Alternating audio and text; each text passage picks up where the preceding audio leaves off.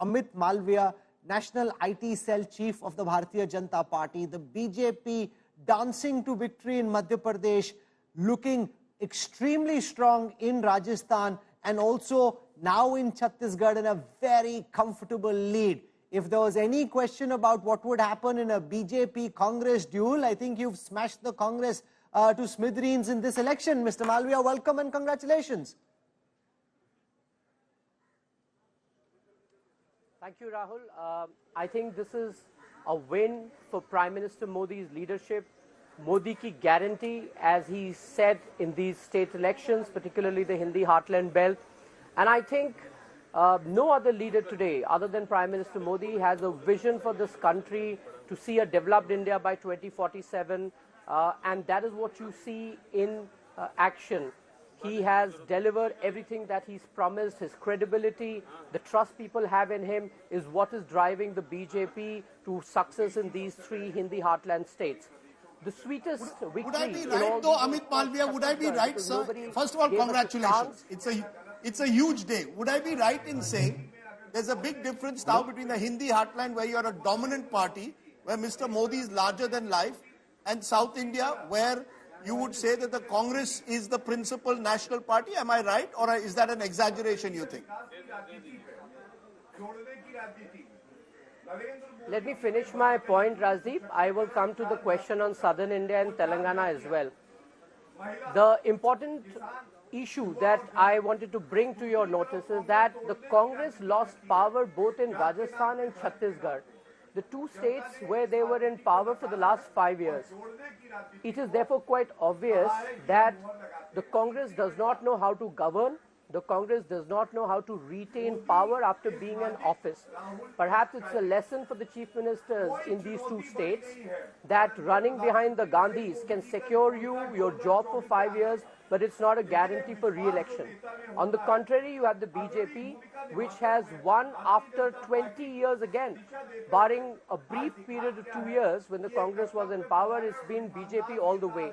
It is what governance does, it is what good governance is all about, and governments do get elected on governance. That is the message that is coming through.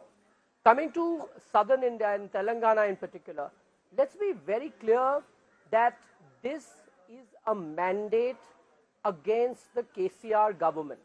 It is not a mandate for the Congress. Similarly, in Karnataka also, the mandate was against the incumbent government. It was not for the Congress. So let's not make the mistake of assuming that the Congress is gaining ground in Southern India. It is the default. Am I to understand, therefore, from what you're saying, that people are may you have saying, Amit Malviya, that 2024? Are you saying, Amit, then for you, 2024 is a done deal? Given what's happened, the fact that you won 3 big states and you've taken 2 of them away from the Congress, do you believe, therefore, 2024 is a done deal now?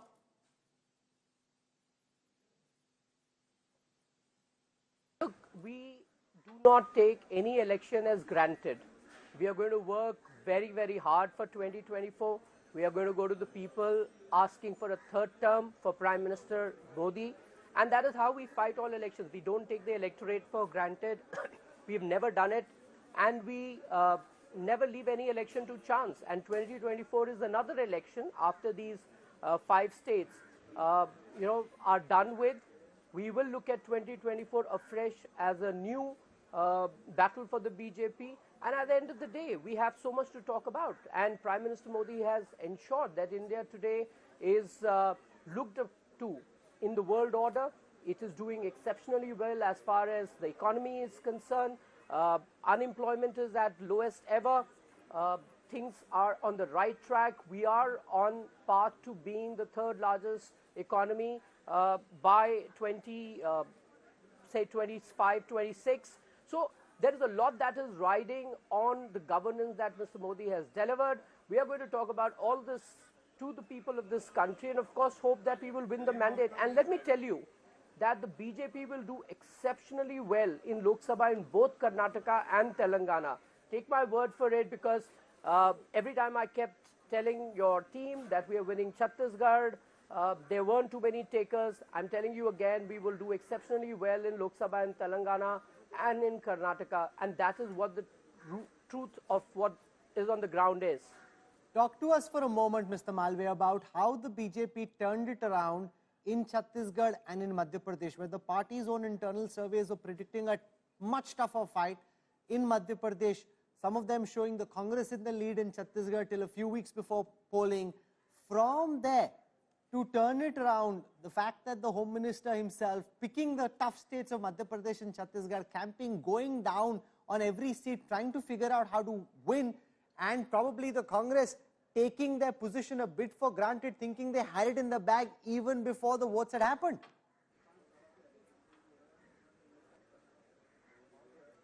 Now, let me start with Madhya Pradesh first. Unfortunately, the popular discourse in media is often what people in the media want to see and not what is on the ground. Having said that, when you are in power for 20 years, there is obviously some element of fatigue, if not anti-incumbency, and that was also the case in Madhya Pradesh. But the BJP leadership put its head down, looked at everything that was coming to them as feedback, made the requisite changes in the strategy. We fielded heavyweights across the state. Some people thought this was a sign of lack of confidence in the local representative. That wasn't the case. We look at what is coming to us and you decide on the basis of that, which is exactly what the BJP did. Of course, Mr. Shah was on the ground. He was minutely looking at every region.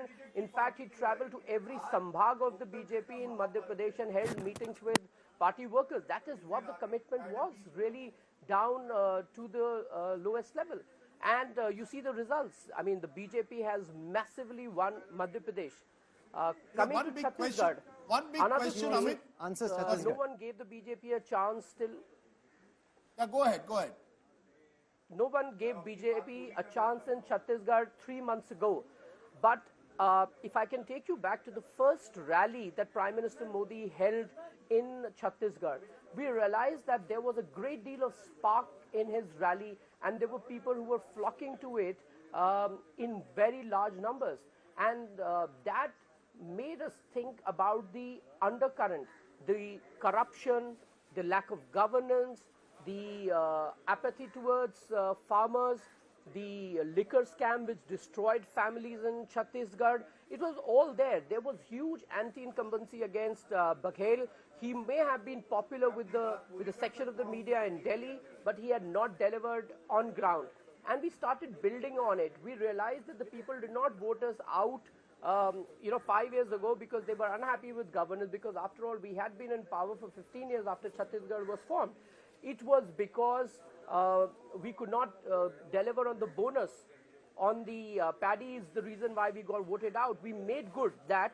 We announced that as part of our manifesto. We ensured that we met people's expectations, and because of the trust that people have in Prime Minister Modi's leadership, in the BJP, that they voted for us the way they have. And Chhattisgarh is, like I said again, the sweetest victory because nobody gave us a chance. But the party, the leadership, our cadres, and of course the people of Chhattisgarh have entrusted the BJP again with a mandate, and we are extremely grateful for that.